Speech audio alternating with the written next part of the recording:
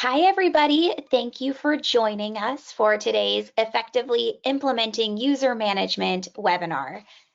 So today we've got a quick session that goes over the basics of how to use user management. So to start us off, what is user management? Well, the most simple answer we can give is that it's your admin account managing what users can see and do on Edcite. So the screenshot we've got on the page here shows the little school building in the top right corner being clicked. And then you can see the third option in that dropdown is user management. So our discussion today is hosted on that page. So I click on user management and it brings me to a page where I can set up user privileges for individual teachers or teacher groups. Today, our focus is going to really be on teacher groups. And as we discuss, we'll talk about why that's the best practice. But the basics for today is how can I use this page to assign group privileges so I am in control of what users can see and do on Edcite. So the four areas that you have control over are the following. Rosters, so that means, my class lists, who is teaching those classes, what students are in those classes. We're talking distributing common assessments, and that refers to a district distributed common assessment, which is an assessment that is pushed out by an administrator.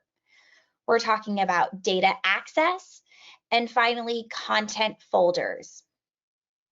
Now, within those four areas, we will also talk about this distinction between account types. There are two types of accounts or users on Edcite. There are sub-admins and there are teacher accounts.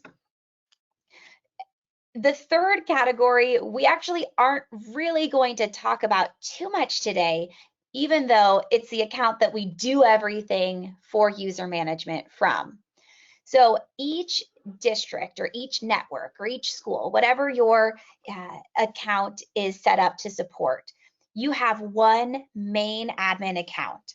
So if I taught at Hogwarts, my main admin account is probably Hogwarts as the username.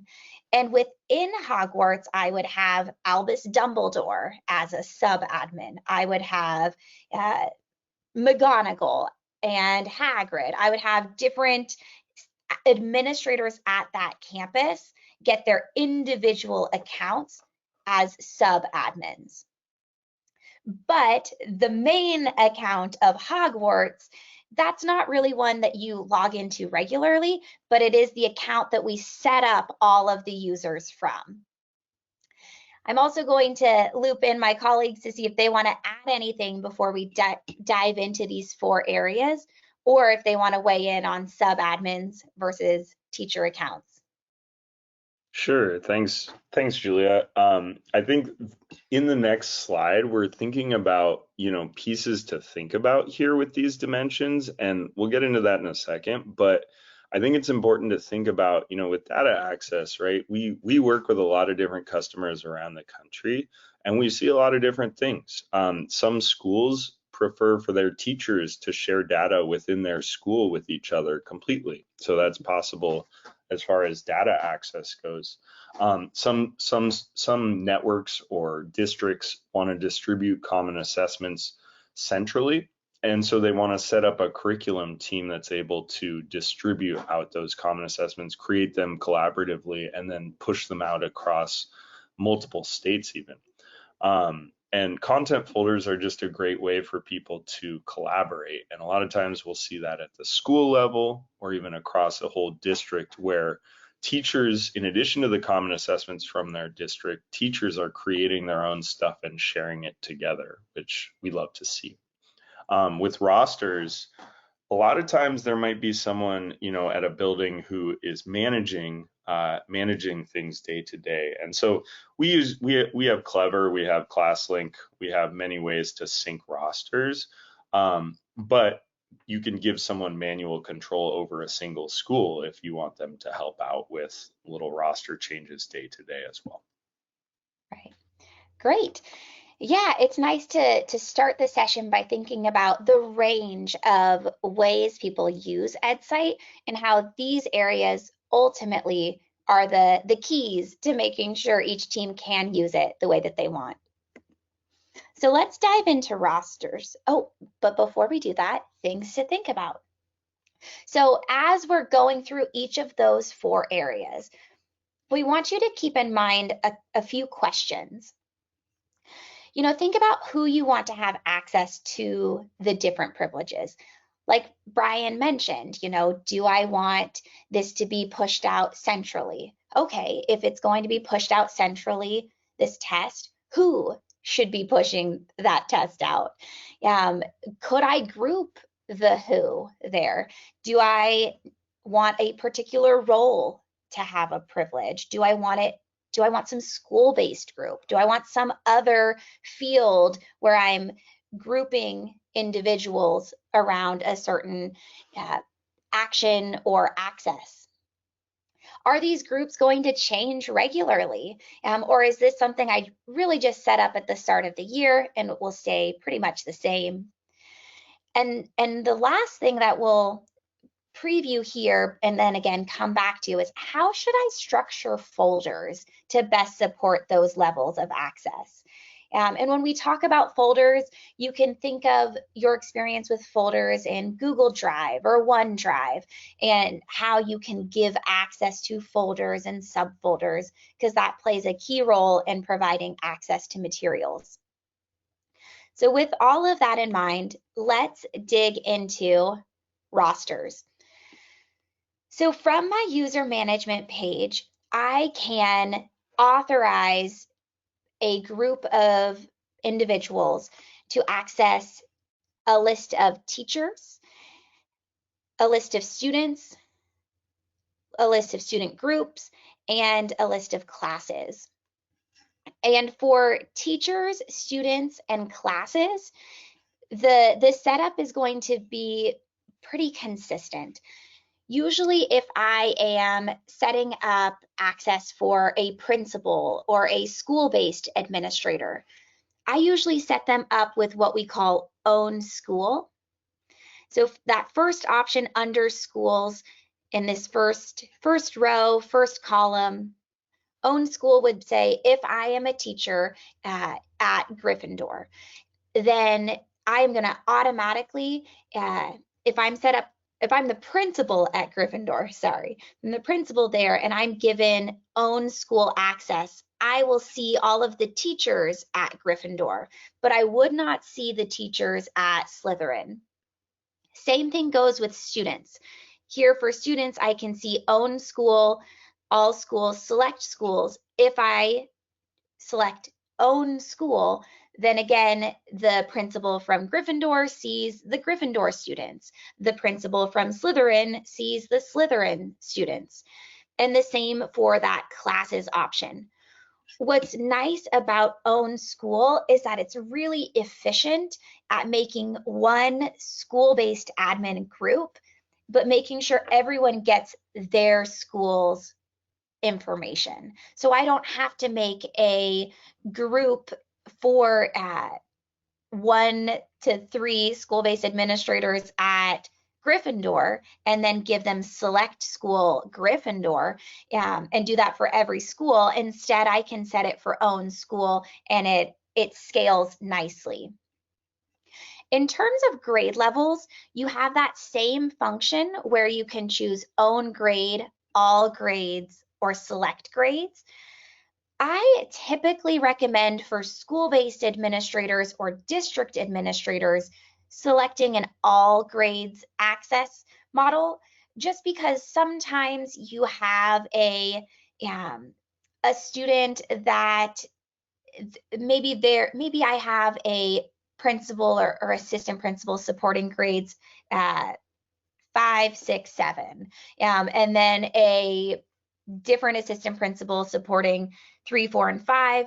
sometimes there's these corner cases where a student is taking sixth grade math, and you sometimes don't want to restrict based on grade level.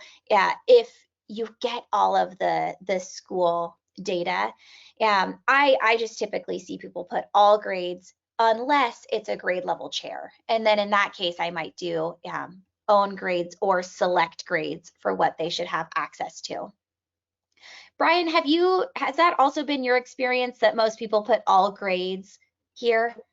Yeah, that's typically my recommendation, like for the exact reason that you're saying, right? Sometimes students in a grade level will be taking assignments that are above or below that grade level, and you don't want to over restrict it and miss out on that. The school restriction will make sure that you're not seeing students who are outside of your school. So I typically use that setup as well. A couple other things, just two quick things that I'm also noticing here that is, so with students and teachers, there's a little checkbox there where you can give this capability. So they can look at a list of the teachers. Let's say you give them own school access and you can see all the teachers in Gryffindor.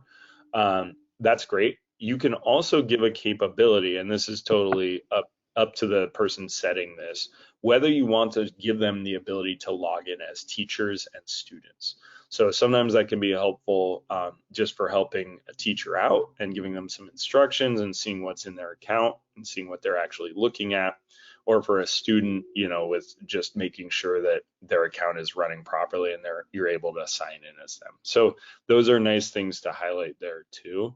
The other piece on this is the student groups, which we see used a lot, with a lot of customers that use Clever, ClassLink, Canvas are importing other data around, does a student have an IEP? Is a student on free or reduced lunch? These are all things that are very possible to import and use. And the student groups allows you to give access to those groups. Now, I mentioned IEP students, I mentioned free and reduced lunch. Those could be sensitive where you only want to give certain people access to that information about those groupings. So we have a similar all groups, select groups, no groups under those options. Own students is great for teachers who, let's say I teach 120 kids in my algebra classes. If you give me access to the IEP group, I can filter my 120 students to only see the students who have an IEP and see how they're performing on any assessment. So that filter becomes available from getting that access. Full and report access, I typically recommend for special education specialists or administrators who are really supporting a certain group or population. It allows you to assign to that group and then track their progress for anyone who assigns. So the report access, if teacher A assigns to this group and we give teacher B the report access, teacher B is going to be able to track how those students are doing and really help with whatever they need to help with in those students' progress. Awesome. The other points, just to make sure we hit upon, this access to rosters, this is going to be for sub admins only, with the exception of student groups. As Brian mentioned, you can turn on a student group for own students, select groups, which ones you want teachers to be able to access. But for lists of teachers or the ability to log in as for teachers, students, or the ability to see all of the classes, or add co-teachers to those classes, that's all done from a sub-admin account. So you'd want to make sure that you have upgraded those particular individuals to be sub-admin level. So they have the pages that show all of this information. The other piece is to make sure that schools are set accurately for each individual's account in order for that own school to work properly. If you're using Clever or ClassLink or one of those rostering options that Brian mentioned, that should be syncing nightly. And so that should all be accurate, but I like to point that out. And we talked about setting things for all grades. And the last point I want to make is that for some larger districts or networks, we have seen multi-school admins. For smaller teams, typically it's, school-based admins and then district level admins, or a handful of admins or coaches that are added manually to a select set of schools. But if you are a large team with, 100 plus campuses and you're having to manage, access to 3 schools, times hundreds of individuals, we don't want you to have to do that at like narrow group level manually. So what we recommend for that is going to be setting up a school-based admin group. And then for each of those admin groups, we set up a select school authorization for teachers, students, and classes, and then put that administrator in each of the relevant school-based admin groups, because groups on Edcite are additive. So if I am in the Gryffindor admin group and the Slytherin admin group, I'll get the settings applied for both of those groups. So this is a little bit more complex than using the own school function, and is really there for people who the administrator might have Slytherin set as their specific school, and that might be where they actually spend their day, but that you need to give them access to 6 or 7 other campuses, and you're doing that at a large enough scale that you don't want to manually update it for a handful. So we'll talk about how you can create those admin-based groups. That's really just a note for really large teams looking to automate and scale this. Perfect.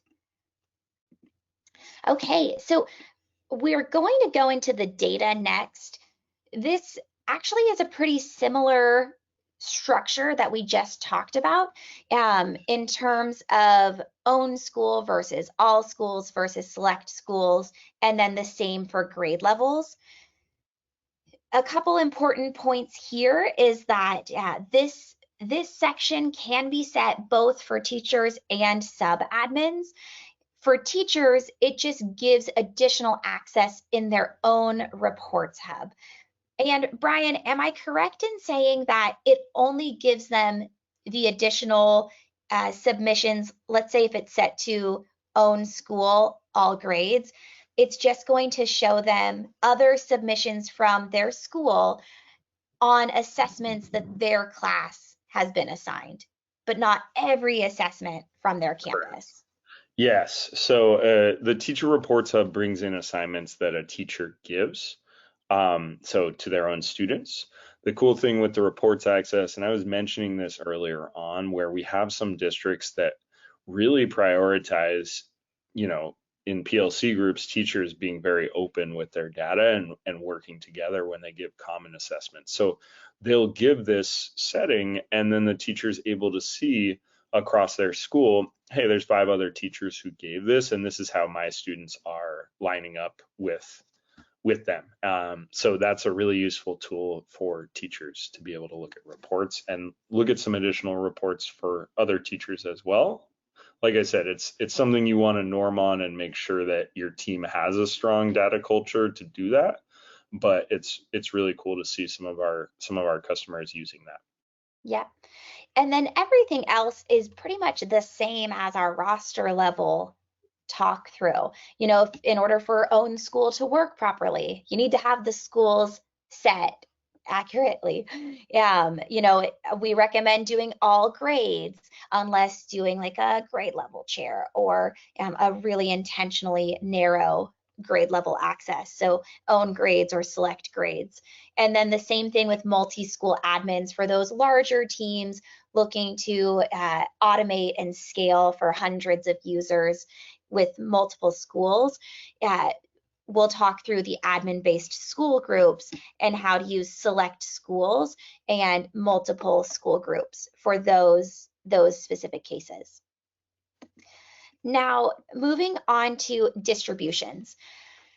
This is going to be a section that an individual has to be set up as a sub-admin in order to access the distribution management page. So, if I'm a teacher level account, even if I'm given distribution folders, I'm not going to actually have the page on my account view to access any of this. So you need to make sure people are set up as sub-admins, and you'll see that in the parentheses on the page, distributions, parentheses, sub-admin only. What is important to know about giving distribution sub-admin access is that on the district distributions page, anyone with this access can click on a distribution name and edit that distribution. So that could be editing the access windows, editing who is assigned, editing performance bands. Where this can be really helpful is if you have school-based testing coordinators who are going to be your person on the ground, making sure that the teachers at their campus have access to the correct assessments. Let's say testing day is upon us at Gryffindor, and one of the classes was supposed to be assigned this distribution and was not. Rather than having to call, a district level administrator to add that access, if I'm a testing coordinator who has own school access, I'll be able to assign classes from my specific school access to that distribution. So that's where this schools access comes into play. It shows me classes and students at my school, at all schools, or at select schools that have been assigned a distribution. So for the most part, you're either going to be doing own school access, so you have like a testing coordinator or someone at a school site that can help out with distributions, or you've got all schools for administrators who are actually pushing out the content. So if you have a curriculum coach or some kind of a manager who is pushing out content to classes across schools, you're going to go ahead and give them all schools so they can see all of the classes and students and assign the assessments accordingly. Where I have seen teams, so that's the school level access, grade level access. It's literally the same thing that I said on the other ones. I recommend giving all grades access, but you can do a more narrow filtering if you would like to. This distributions folder piece is really important to think about if you want to have individuals supporting with some of the assigning at the individual schools on only some assessments. So we've seen examples where there are higher security assessments that should only be controlled by, the 5 assessment managers for the district, and nobody else should have access to those. Nobody else should be able to edit who's assigned, what the access windows are. It should only be those 5 people. And sometimes those teams do have other assessments that it's okay for the school-based administrators to edit. And so if you are going to have that scenario where you want to have some distributions really securely excluded from everyone's view, and some that are more accessible, you are going to want to set up distribution folders. And in that case, you would set up select folders for access by the different groups. So my testing coordinators or my school-based admins might have access to a school-based distribution folder, whereas my assessment management team at the district level might get all folders or select folders for my high security assessments. So I want to actually show you the distribution page to make sure this has full context.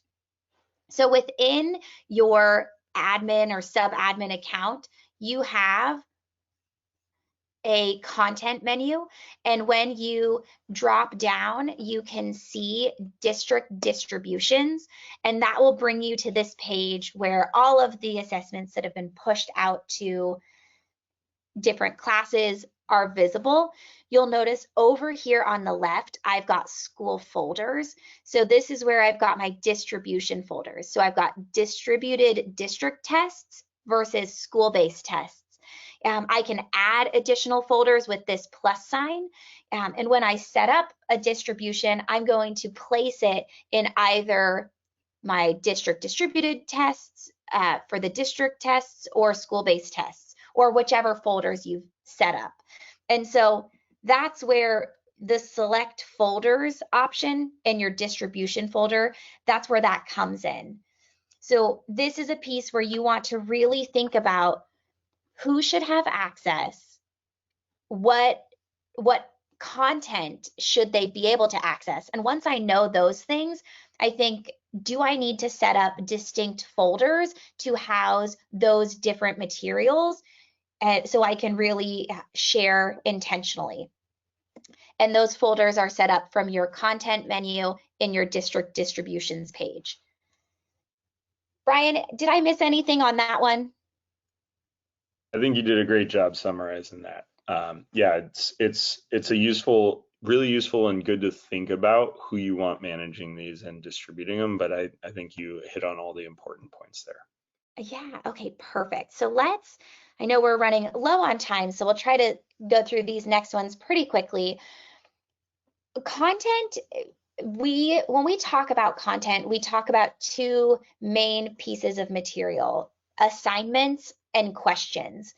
And although this is talked about in other webinars, just a recap, we use the word assignment and assessment interchangeably. And you can think of questions and items as interchangeable as well. So assignments are actually the folders that host your assessments. And you can give access to assessment folders as view only or manage. So similar to Google Drive and OneDrive or whatever collaboration systems you use outside of Edcite, you oftentimes can authorize someone to, just view only. They can't make any changes. They can only see what you have shared with them. Well, when we talk about view only from an assignment or question perspective, what that means is that the teachers can go in, they can see the content that has been shared with them, but they cannot add to that folder. They cannot edit that folder. They can't change the names. They really can only take from that folder. So this view only works really well if you want to share locked assessments in a very maintained folder. So oftentimes if you have a large, curriculum team that wants to share locked assessments with the math team, but they don't want math teachers sharing into this folder. They want it only coming from their curriculum team. This is when you'd give math teachers view access, and so they can just assign materials that are given to them by the curriculum team. But if my teachers have view access only, that means that someone has to have manage access in order to put the content into those folders. So manage access allows you to add materials, it allows you to add subfolders, it allows you to edit the names of folders. Now you can give teachers both view and manage access. We often see this with school-based folders. You'll give a school-based folder, so let's stick with our Gryffindor option. So I might have a Gryffindor school folder, and within there I've got each of my grade levels, so grades K through 6, as my subfolders. And within those subfolders, I've got subject folders. And that's a great structure for a PLC or a teaching team to collaborate with each other. That's more of a ground level teacher team collaboration space. And that's then when you would give teachers manage access, because that's them working with each other. They need to be able to put materials in there. Whereas if I, in addition to that school-based folder, have a district level math curriculum folder, I would authorize just the curriculum math people to manage that assignment folder, and I'd give my teachers view access. I think it's easier to see this when we look at the folder structure. So similar to what we said with the district distributed folders, under my content menu, I've got different options. This page is my district assignments page, and you can see here on the left, I've got some folder structures set up. So here I've got third grade benchmarks, and then ELA, math, and looks like we have a random subfolder, school A. I probably as an admin would delete that folder because it doesn't feel like it belongs in grade benchmarks folder. But the point is I can create this folder structure, and benchmarks sound like they are higher security. So I would likely share, I would give view access to my third grade teachers, and I would give manage access to my elementary curriculum team. Whereas if this was a school-based folder, I would probably give manage access to all of the teachers at that school.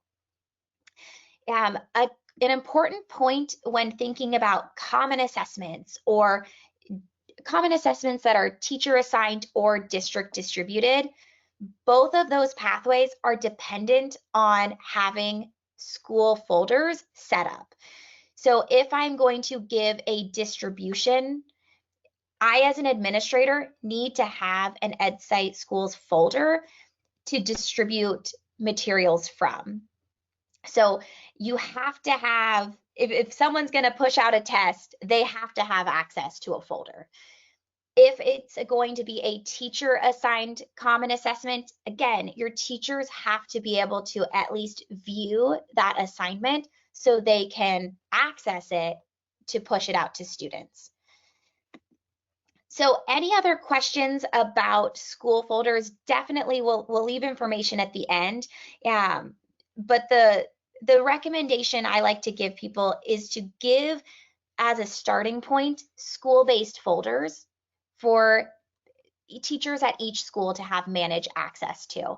And they can create their own subfolders based on what their PLC or teaching team wants in terms of organization. I also recommend that if you have high security district assessments going out, make a folder for your curriculum or district managers to have access to that your teachers don't have access to. That way they have a private space to share materials and put their content in for distribution. So that was the high level overview of the ways that you can manage what users can see and do. A couple points on efficiently and effectively managing this at scale. You want to try to automate as much as possible if you're a large team. I feel like I probably don't need to tell you this if you're a large team. You're probably already aware that there can be so much change on those larger districts or networks. So automating from your student information system is recommended. And some of the out-of-the-box groups we like to recommend are school-based groups, school-based admin groups, if you do have users or individuals that are administrators at just a handful of schools, but that there's like 300 people that fall into that category, and they've all got different schools. And then role-based groups is really good to scale and think about, okay, what are all of the roles that I have listed in ClassLink or in Clever or whatever system I'm using, and what privileges should be associated with that role. So that's a good way to scale uh, and make this so you're not having to manage this on a regular basis. It becomes a bit of a well-oiled machine from your student information system.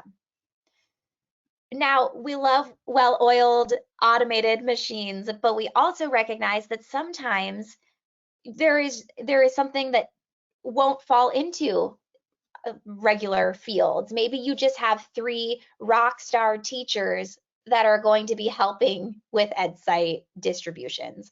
And there's nothing in Clever or ClassLink that indicates who they are. And in that case, yeah, you can just create a custom group. And if it's just one person, there is the option to do individual settings. But again, best practice is to just set up that group so it's easier to manage. And just a quick slide about where you can create that custom group if you want to. In your sub-admin account under rosters, you can go to your district teachers page and you can select people to add them to an existing group or create a new group to add them into. So with that, we are going to go ahead and wrap up. Thank you so much for joining us.